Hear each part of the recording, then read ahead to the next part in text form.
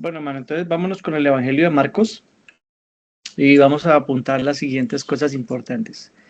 En cuanto a la autoría del Evangelio que lleva este nombre, tenemos que los padres de la iglesia afirman unánimemente que fue Marcos el escritor. Entre ellos está Papías, Ireneo, Clemente Alejandría, Orígenes y Jerónimo. Mencionado Marcos por primera vez por su nombre en Hechos 12:12, pero Marcos tenía un nombre doble, conocido como Juan Marcos, Juan su nombre hebreo y Marcos su nombre latino. Ahí están las citas, Hechos 12:25, Hechos 15:37 y llamado Juan en Hechos 13:5 y el versículo 13. Yo creo que ustedes se han encontrado con eso. Y también las citas donde se le llama a él como Marcos. Algo que les adelanto aquí así como un datico interesante, en su evangelio, Marcos es es el único que menciona en detalle lo que pasó allá en el monte, el momento en que a Jesús lo toman preso de un joven que está cubierto con una sábana y que huye desnudo, ¿sí? Al ser Marcos el único evangelista que menciona eso, y que si Mateo tomó material de Marcos para su evangelio y quizás Lucas luego también lo que ya se había escrito él lo pudo haber leído, ni Mateo ni Lucas le dio importancia a tomar ese detalle, ¿sí? De ese joven que hay aún. Imagínate, es un evento como importante, ¿no? En el momento en que el Señor viene y está en el Monte de los Olivos, llega esta gente enemiga y se lo llevan a él preso, ese sería algo a recordar o algo que tiene un cierto peso. El único que lo menciona es Marcos. Entonces, por lo tanto, se cree que Marcos es, esa persona. Se cree que Marcos posiblemente es ese de quien se escribió allí. Entonces, interesante eso y se los cuento pues para que ustedes tengan ese datico allí. Volviendo acá. Hijo de una viuda pudiente y sobrino de Bernabé, según Colosenses 4:10. Los acompañó a Jerusalén, de ahí al primer viaje misionero del que se regresó. Todos sabemos lamentablemente ese episodio que está ahí en Hechos, que Marcos salió con ellos, pero luego se devolvió a mitad de camino. Más adelante fue compañero de Bernabé a Chipre. Es mencionado también en las escrituras como más o menos unos 11 años después de ese episodio, cuando Pablo le recomienda a los colosenses y es llamado su colaborador en la carta que Pablo escribe a Filemón. Estos son apartes pues del personaje, ¿no? De Marcos como el hombre que escribió este evangelio. Otro datico aquí, en el primer periodo de encarcelamiento, Pablo escribió Colosenses y Filemón. Para ese tiempo, Marcos estaba en Roma. Marcos se quedó en Roma. Luego Pedro va a Roma y se encuentra con él. Primera de Pedro 5, 12 y 13. Busquemos eso aquí un momentico para encontrar esa conexión entre Marcos y Pedro. Primera de Pedro capítulo 5 verso 12 dice: por conducto de Silvano, a quien tengo por hermano fiel, os he escrito brevemente, amonestándoos y testificando que esta es la verdadera gracia de Dios en la cual estáis. La iglesia que está en Babilonia, elegida juntamente con vosotros, y Marcos, mi hijo, os saluda. Era una manera de referirse, ¿qué? A Pablo, a Roma, de esa manera, ¿no? Babilonia. No usa el nombre directo, pero bueno, eso es otro, harina de otro costal. ¿Qué más decimos aquí? Para entonces entender esto, En el periodo que Pablo está encarcelado, Marcos se queda en Roma, Pedro va a Roma, se encuentra con él, y para el segundo encarcelamiento de Pablo es que éste le pide a Timoteo que tome a Marcos y lo traiga con él porque le es útil para el ministerio. En ese momento Marcos de pronto estaba ahí mismo o estaba en algún lugar distinto para que le pidiera eso Pablo a Timoteo. Juan Marcos no fue uno de los 12 discípulos, o sea, no fue contado dentro de los 12 apóstoles del Señor, fue un discípulo, pero no fue de los 12, sino que probablemente fue convertido por Pedro, pues este último lo llama a él como mi hijo. Acabamos de leer ahí en la primera carta. No se le nombra en los evangelios, pero se hace referencia a él 8 veces en los hechos y en las epístolas. O sea que no lo menciona Marcos, ni ni Mateo, ni Lucas, ni Juan lo mencionan, pero sí se habla de Marcos en los hechos y en las epístolas hasta 8 veces. Fue miembro de ese primer grupo misionero, ya lo dijimos, Pablo se fue con Bernabé y con él. Estuvo en Roma durante el primer encarcelamiento de Pablo. Lo acabamos de leer, esta partecita acá está repetida. Pasó sus últimos años en Alejandría, en Egipto, donde fundó una iglesia y sirvió como obispo hasta morir como mártir. Esto es hablando del hermano Marcos. Pasó sus últimos años en Alejandría, en África, al norte, en Egipto, donde fundó una iglesia y sirvió como obispo hasta morir. Juan era su nombre judío, Marcos su nombre romano. Este último poco a poco tomó el lugar del primero, así como Pedro vino a reemplazar el nombre de Simón. A Marcos se le llama el intérprete de Pedro y probablemente escribió lo que dictaba o predicaba el apóstol. Uno de los padres de la iglesia así lo dice. Esta cita la compartí en una de las clases anteriores. Una cita de Papías. Mateo también publicó un evangelio entre los hebreos en el dialecto de ellos, mientras Pedro y Pablo estaban predicando en Roma y poniendo los fundamentos de la iglesia. Después de la partida de estos, Marcos, el intérprete de Pedro, nos entregó las cosas que habían sido predicadas por Pedro. Así que el evangelio de Pedro, como el evangelio de Marcos, como lo dijimos la vez pasada, es como una narración del evangelio de parte de Pedro, ¿no? para nosotros. Aunque el evangelio de Marcos tiene un gran parecido con el de Mateo, la forma específica en que usó el material de acuerdo con su plan es muy aparente. Este evangelio fue escrito en Roma y a los romanos. Vamos a ver unas cosas significativas del evangelio de Marcos que nos da a entender que fue escrito a los romanos. Entonces, para que vayamos aquí puntualizando, ¿no? ¿Quién lo escribió? Lo escribió Marcos. Más o menos, bueno, la fecha no la hemos todavía puesto, está por aquí abajito. Entre el 62, 63, por ahí más o menos, la fecha en que fue escrita el Evangelio de Marcos. ¿A quién fue escrito? A los romanos. A los romanos. Aquí voy a compartir unos puntos que son como evidencia de que Pablo escribe esta carta a los romanos. Cosa que evidencia el uso frecuente de términos latinos. Por ejemplo, Pablo usa la palabra legión, ¿sí? Y la palabra centurión. Aquí está pasando algo acá. ¿Qué pasó con esto? Bueno, ¿están viendo todavía? ¿Sí? Bien. Amén. Sí, es que se me abrió otra ventana aquí de Teams y pensé que iba para otro lado. Esto es de importancia, vea. Pablo usa la palabra legión o la palabra centurión, que son términos latinos más que griegos.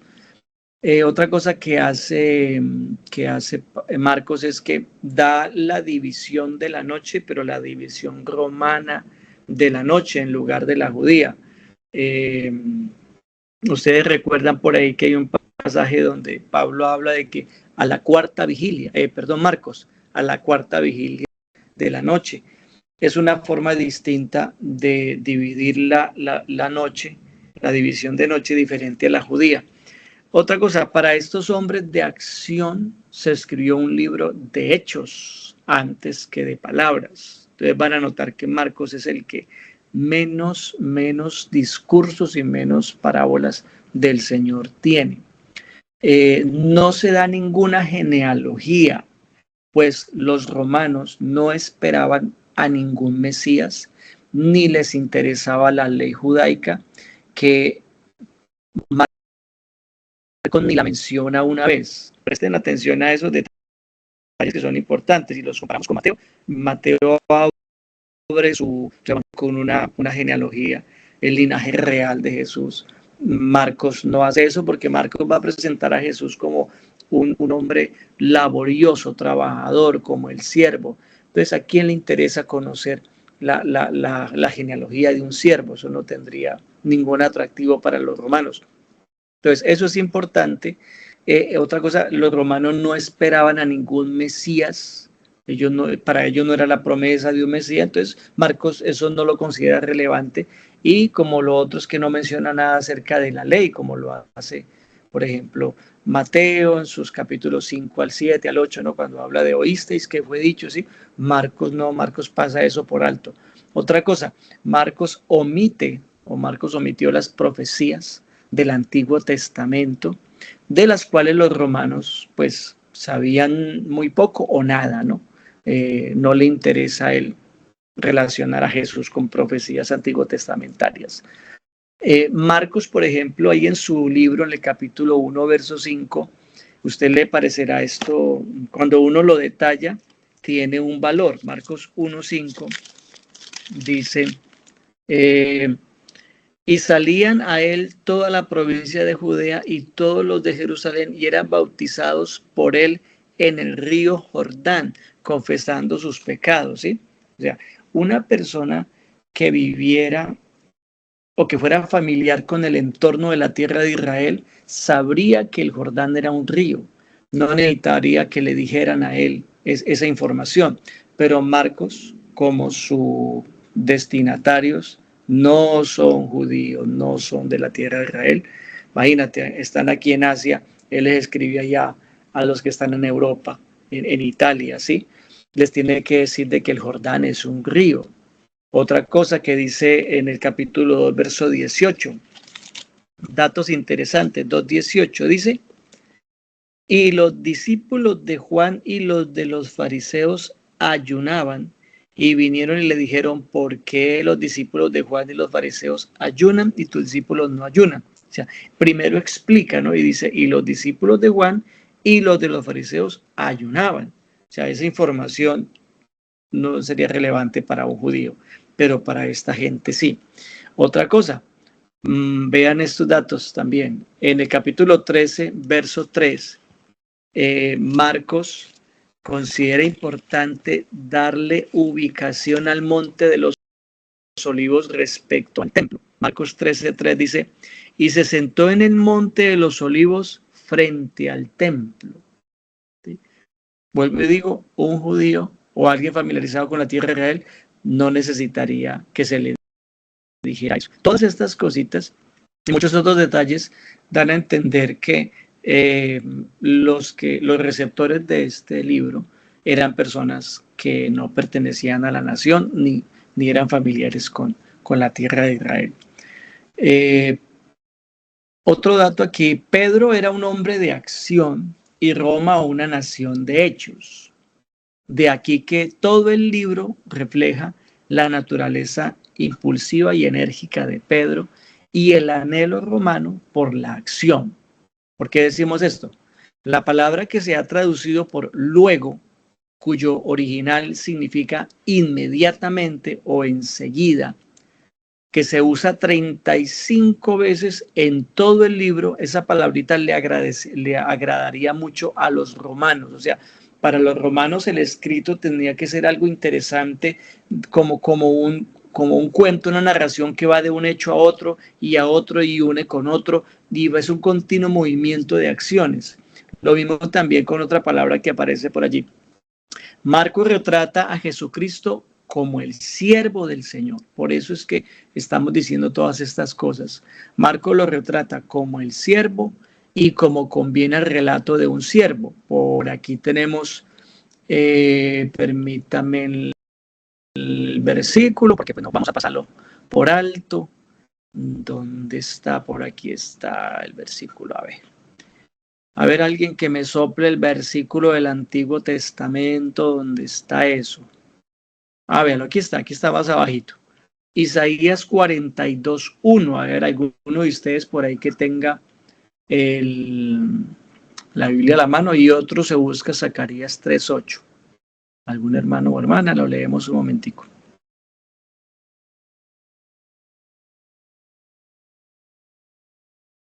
Isaías 42:1, dijo. Sí. Dice, he aquí mi siervo, yo lo sostendré, mi escogido en quien mi alma tiene contentamiento. He puesto sobre él mi espíritu, él traerá justicia a las naciones. Amén. Gracias, hermano. Zacarías 3:8. Zacarías 3:8. Dice así, de esta manera: escucha pues ahora, Josué sumo sacerdote, tú y tus amigos que se sientan delante de ti, porque son varones simbólicos. Simbólico, he aquí yo traigo a mi siervo el renuevo. Amén. A mi siervo. Es una descripción, una referencia que se hace al Mesías, pero en calidad de siervo. Amén. Y Marcos, en su evangelio, presenta a Jesús así. Sobre todo lo presenta así, como un hombre trabajador, servidor, que está en continua acción. Hay unas, aquí hablando de la fecha, sí, esto ya lo compartí ahorita. A ver, esta partecita. Marcos retrata a Jesús como el siervo del Señor y como conviene al relato de un siervo, nos narra su servicio antes que sus palabras. Haya espacio para 20 milagros y hace referencia a muchos más, pero solamente menciona 4 parábolas, ya que estas últimas fueron usadas principalmente por nuestro Señor para reprender a los judíos y no habrían tenido significado para los romanos. Quita de la mente romana la ofensa de la cruz, mostrándola como el punto culminante de los padecimientos de Cristo por la humanidad. O sea, mientras que Mateo, por ejemplo, muestra la indignación de los judíos, ¿no? En cuanto a Jesús proclamándose rey y cómo iba a morir y todo eso. Sí, Marcos no se centra en eso. Marcos muestra es como la muerte de Cristo como el punto culminante de los padecimientos del Señor por la humanidad, y señala el hecho de que el centurión romano, fíjate, esto es un dato interesante, ¿no? El centurión romano encargado de la crucifixión testificó de Jesucristo como el verdadero Hijo de Dios. Amén. Esos son datos interesantes que sobresalen cuando uno comienza ya a ver la naturaleza del libro, a quién fue escrito, con qué intención. Imagínense en ese impacto que tiene que haya un soldado romano frente a la cruz y frente ya al cuerpo de Cristo colgado, diciendo verdaderamente este hombre es hijo de Dios. Eso para los romanos, hermano, eso tenía un tremendo impacto. Entonces, esas cosas de pronto uno las lee y las pasa por encima, ¿no? Pero aquí ya contemplando pues el emisor y los receptores del mensaje, nos damos cuenta que eso tenía un gran valor. Ahí, en cuanto a la fecha, hay 2 tradiciones para la fecha de la escritura de Marcos. Después de la muerte de Pedro, esta es una fecha, según Ireneo, las persecuciones iniciadas por Nerón comenzaron en el 63 después de Cristo. Pedro tal vez murió en una fecha temprana, al 64, por ahí. Esa tradición sitúa entonces el Evangelio de Marcos entre el 64 y el 68 más o menos, esta primera tradición. Hay otra tradición según una carta de Clemente de Roma, afirma que luego de conocer el escrito de Marcos, Pedro dio su aprobación. O sea que, según esa tradición, cuando se escribió el Evangelio, Pedro aún vivía y él quedó satisfecho o dio la aprobación de lo que había hecho Marcos. Entonces, esta tradición ubica el libro posiblemente escrito a finales de los años 50, o sea, entre el 58 y 59 posiblemente. Entonces, quedamos claros con esas dos posibles tradiciones, ¿no? Una es que fue escrito después de Pedro, pero la otra es que fue escrito estando Pedro en vida, ¿no? Bueno, ahora pasemos a este puntico. Si hay algunas preguntitas, alguna inquietud, no olvide por ahí anotarlas y las compartimos ahorita. Unas peculiaridades o particularidades del Evangelio de Marcos. Esto es para que ustedes también lo absorban, ¿no? Lo tengan en cuenta. Cosas que dan a entender pues que fue escrito no a los judíos, sino a otro pueblo. Su audiencia son lectores en su mayoría romanos. Ya citamos hace un ratico, mire lo que hizo Marcos, eso es un ejemplo. Él tradujo expresiones arameas. Expresiones arameas las tradujo. Por ejemplo, Boanerges, Marcos lo traduce, ¿sí? ¿Qué quiere decir? Hijos del trueno.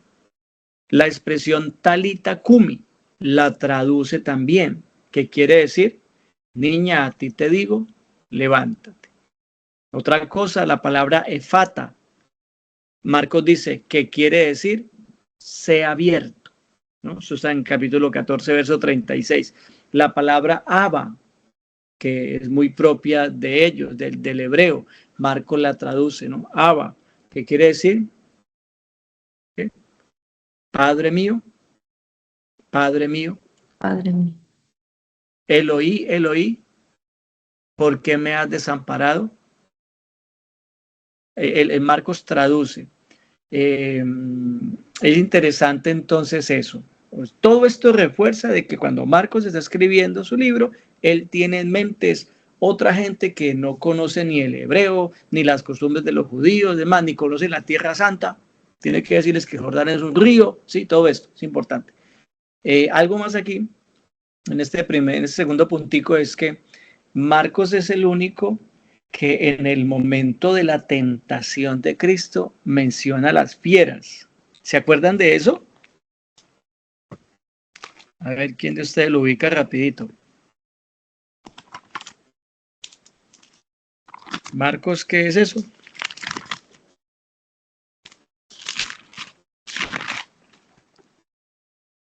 Marcos 1,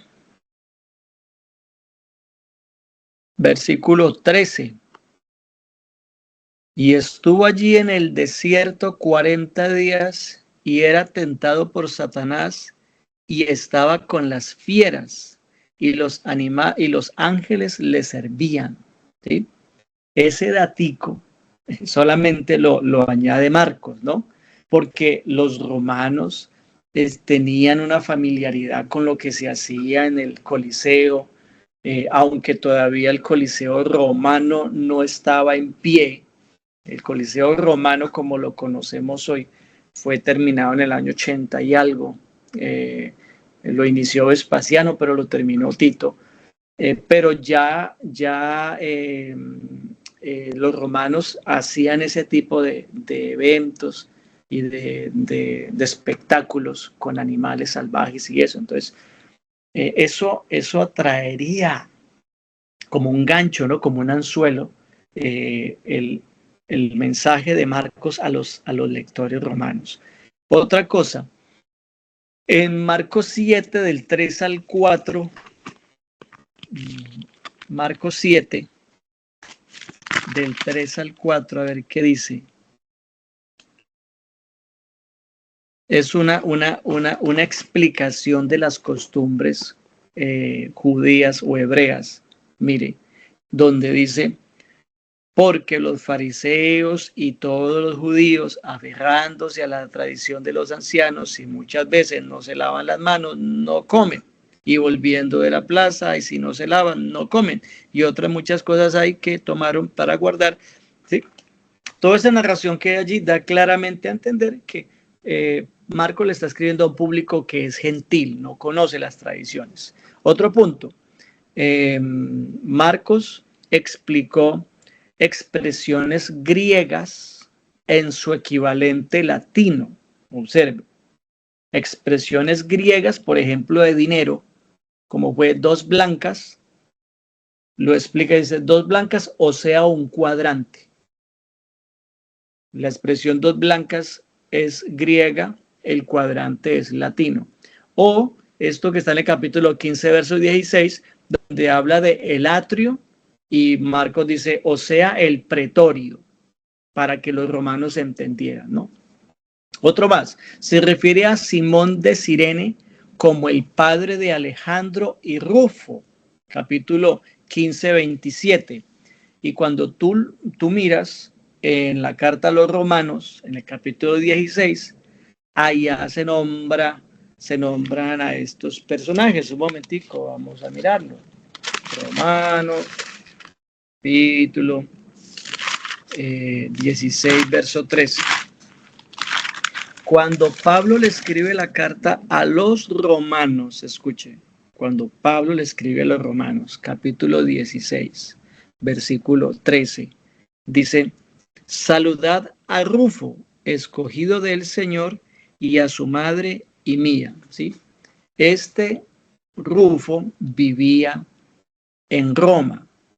Entonces, cuando Marcos escribe su evangelio y va a citar que Simón de Cirene le ayudó a llevar la cruz, estamos hablando de un evento que sucedió en Jerusalén, ¿sí?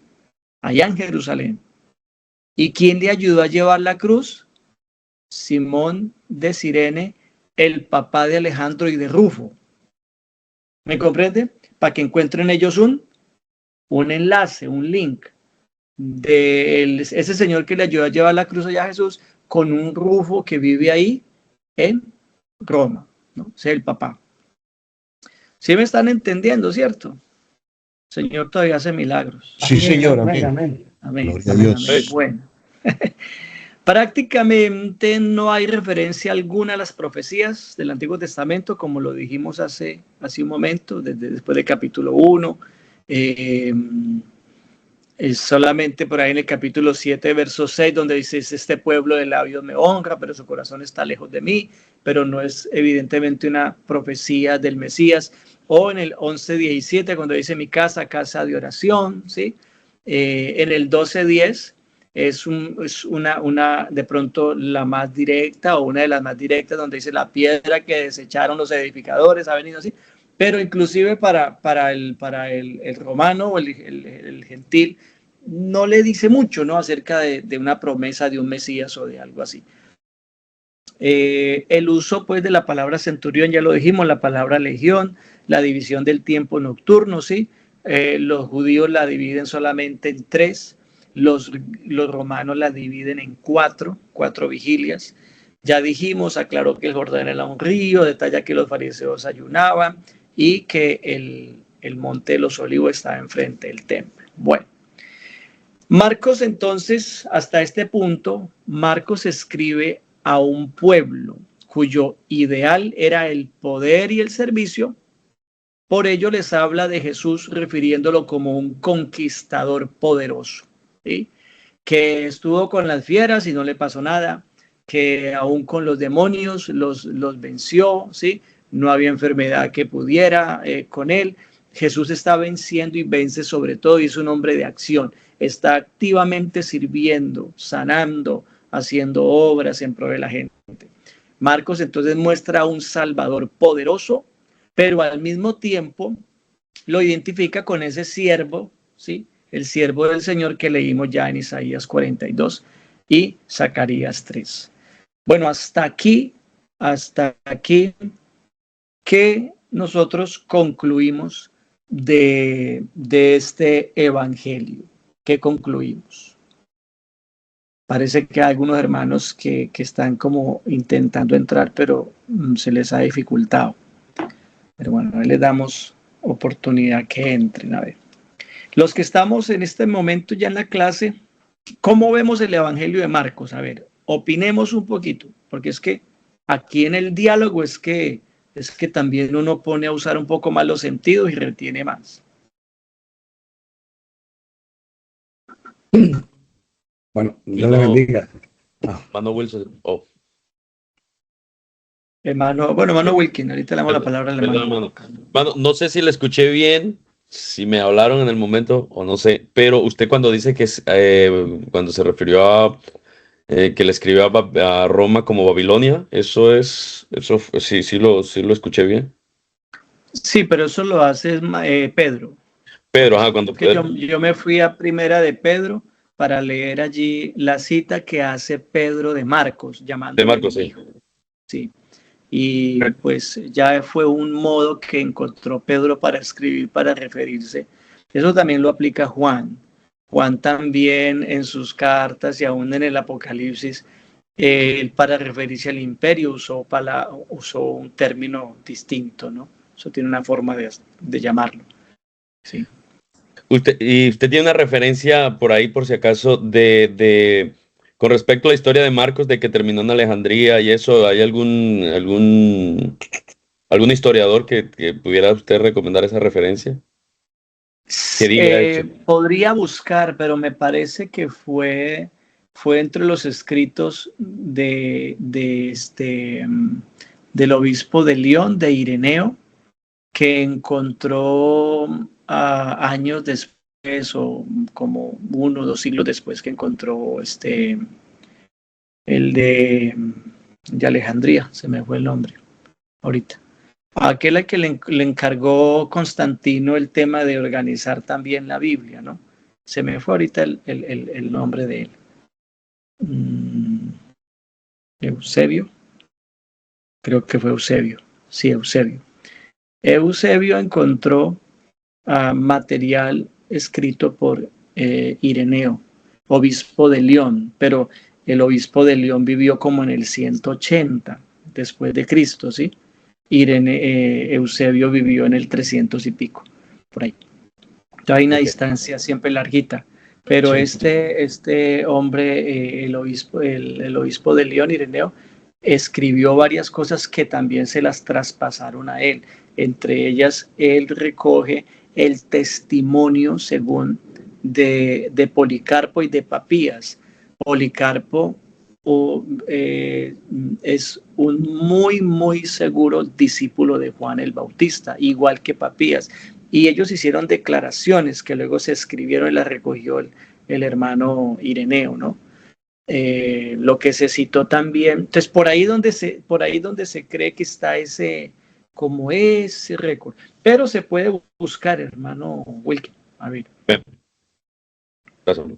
Hermano Randú, ¿ibas a comentar algo? Sí, no, más que todo era lo del resumen, como lo entendí, ¿no? Como Marcos habla del Señor como siervo y cómo eran sus escritos, ¿no? Que había dirigido a un grupo en particular que no era judío y que él trata de detallarlo todo de manera de que hay una referencia clara, ¿no? O sea, bien interesante esa parte. Y que fue la escriba prácticamente de Pedro, ¿no? Amén. Sí, según la tradición, ¿no? Que se tiene, sí. Entonces, también recuerden tener esto en cuenta, hermanos, ¿no? Lo que aquí, buen material de que se comparte aquí, viene de otras fuentes, ¿no? Históricas, la mayoría de ellas muy confiable. Y cosa de que si en algún momento ustedes comparten esto en una enseñanza de líderes o en una prédica, en una enseñanza, pues siempre tengan el tacto, ¿no? La prudencia de decir al menos que no es texto, no está en la Biblia, pero viene de unas fuentes históricas confiables, esa información. Y yo creo que es de notar también, bueno, antes de darle la palabra a alguno, no sé si alguien más está pidiendo la palabra, pero sí, hay una hermana, la hermana Luz Estela. Voy a dar la palabra a la hermana Luz Estela y ahorita doy un comentario que quiero hacer. Amén, Pastor Wilson. Es un comentario cortito.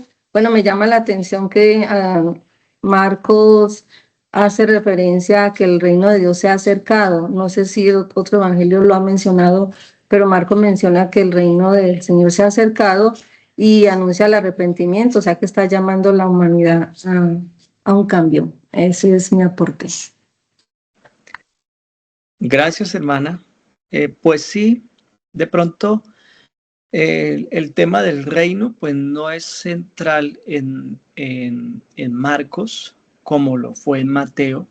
Yo creo que sí lo recoge también, lo señala, pero como su público no es judío y no es un pueblo que tenga una esperanza mesiánica, ni de reino tampoco. Además, para Marcos de pronto detallar como lo hizo Mateo el tema del reino y la esperanza de un rey, eso haría más bien que su evangelio fuera un poco odioso quizás a los romanos, o sea, con menos carácter de recepción, ¿no? Porque ellos tenían al César, ¿sí? No sé, entonces, aunque lo mencionan, no lo toma como un punto central. Y en el mensaje que él menciona de Juan, pues Juan el Bautista sí aparece allí haciéndose llamado al arrepentimiento también, ¿no? Lo que yo les quería como a la vez también ilustrar o ver es que como estamos viendo, Mateo, Marcos, posteriormente Lucas y finalmente Juan, consideran necesario, pues uno no le cuesta dudar que haya sido por inquietud del Espíritu Santo, ¿sí? Les inquieta el corazón a escribirle a esos pueblos, a esas otras personas acerca del Mesías. O sea, una cosa es el mensaje hablado, ¿sí? Una cosa es la predicación hablada, que ahí se estaba cumpliendo ya en ellos, pero otra cosa es que se hayan tomado el trabajo, la dedicación y se apersonaran como de ese llamado, esa responsabilidad de escribir el mensaje, el testimonio del Mesías, del Salvador. Y entonces importante, para mí, pues yo lo diría, inspirados por Dios, no inquietos por el Espíritu de Dios a escribir. Y ya en la escritura, entonces, el hombre de pronto, en ese sentido, como que le pone lo suyo, ¿no? Y lo suyo es a esta gente puede entender es así, esta gente sí, se lo decimos así, ¿no? Ese de pronto ya es como el envase humano del mensaje inspirado de parte de Dios, ¿no? Para esa gente. Entonces, muy importante, yo creo que esto reafirma aún más de que el evangelio debe ser para todos, ¿ven? Para todas las naciones. Hay algo aquí todavía más que quiero compartir, pero entonces lo vamos a hacer ahorita después de una breve pausa, ¿les parece? ¿Sí? Unos 5 minuticos y regresamos. Algo más acá, antes de que pasemos a ver sobre el Evangelio de Lucas, algo más de Marcos. Bueno, según Clemente, el propósito del Evangelio de Marcos, como lo dijimos, pues fue una respuesta a la petición de los hermanos de Roma de tener un registro de las palabras predicadas por Pedro, ¿no? Eso es de acuerdo a lo que nos dijo Clemente. El tema de Marcos, bueno, Marcos presenta a Jesús obrando, ya lo dijimos, da mayor lugar a la narración de las acciones de Jesús que a las enseñanzas. Muestra un Jesús activo, en continuo movimiento, de ahí pues se cumplen las profecías que vimos. El romano era un hombre de acción, con poca preocupación por la profecía hebrea o la filosofía griega. Por lo tanto, los milagros poderosos de Cristo y su útil servicio a la gente son el centro de este evangelio. ¿Cómo está en este versículo que prácticamente lo resume? Amén. Marcos 10:45. Alguien, por favor, recuérdenos o acuérdenos, ¿cómo es la palabra? Acuérdenos, ¿qué dice Marcos 10:45?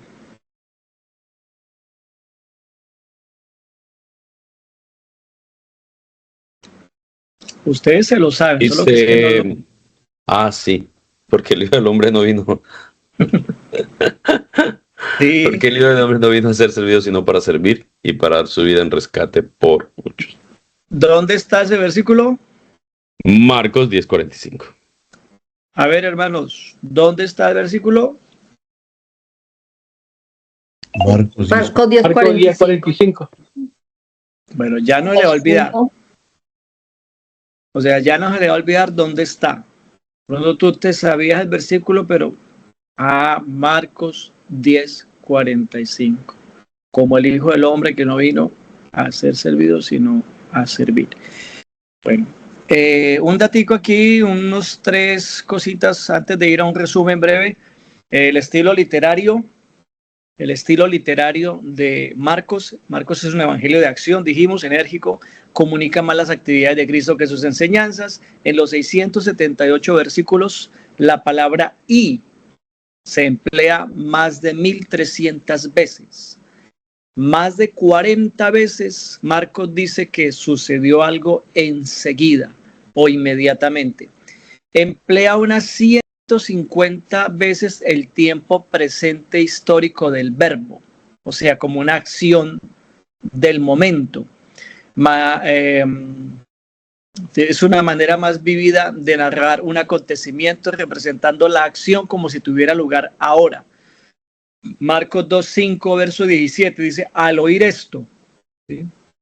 no es como un pasado, pero es una narración, es una conjugación de un verbo como del momento. Es un evangelio corto, pero muy enérgico y descriptivo, muy atractivo para la mente romana.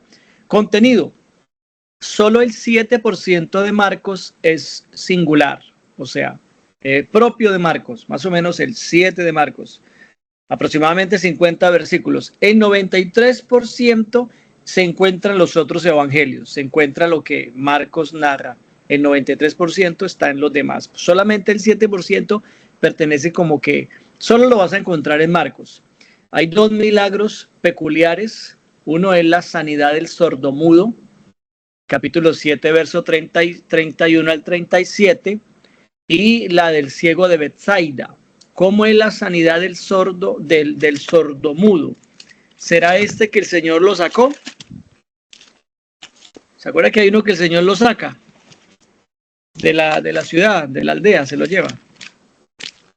A ver, 7, 31 al 37. Ayúdenme usted ahí a mirar. Volviendo a salir de la región de Tiro, vino por Sidón al mar de Galilea, pasaba por la región de Decápolis. Le trajeron un sordo y tartamudo y le rogaron que le pusiera las manos encima. Y tomando la parte de la gente, metió los dedos en las orejas de él y escupiéndole tocó su lengua. Y levantando los ojos al cielo, gimió y dijo: Efata, que quiere decir sea abierto. Al momento fueron abiertos. Sí. Este milagro solamente lo registra Marcos, igual que lo del ciego de Betsaida, capítulo 8, verso 22. Vino luego a Betsaida y le trajeron un ciego y le rogaron que le tocase. Entonces a este es el que saca fuera de la aldea. Le escupe sus ojos, le pone las manos encima y le pregunta si ve algo, ¿no? Ese milagro tan particular de esa sanidad progresiva, ¿no? En este hombre. Que bueno, eso es tema para otro rato, hablar de por qué el Señor lo sanó de esa manera. Pero no es ahorita el objetivo. Relación pues de Marcos con Pedro, volvemos aquí a citar esto. Con frecuencia se dice que el evangelio de Marcos es el evangelio de Pedro. La tradición afirma así de esta manera. Ya citamos los que lo habían dicho. Bueno, aquí no hay algo relevante porque ya lo dijimos. Vamos al resumen de Marcos. Resumen de Marcos. Entonces, Marcos presenta al Señor como el siervo del Señor. Marcos presenta a Jesucristo como el siervo del Señor. Capítulo 1 del 1 al 13. La manifestación de ese siervo, ¿no? Del verso 14 hasta el capítulo 3, 6, donde recapitula la predicación llama a los discípulos en ese capítulo 1, luego narra milagros que hablan de la autoridad de Jesús. En el capítulo 3, 7 hasta el 8, 13 más o menos está la oposición que encuentra el siervo de Jehová, encuentra el Señor en su ministerio, lo acusan de hacer las obras del diablo, capítulo 3, 22, su rechazo en Nazaret, capítulo 6, muchos creían, pero muchos también lo enfrentaban. Instrucciones dadas a los discípulos frente a la oposición, capítulo 8, 14 al 10, 52. Hay un rechazamiento nuevamente al siervo del Señor en el capítulo 11 al capítulo 15.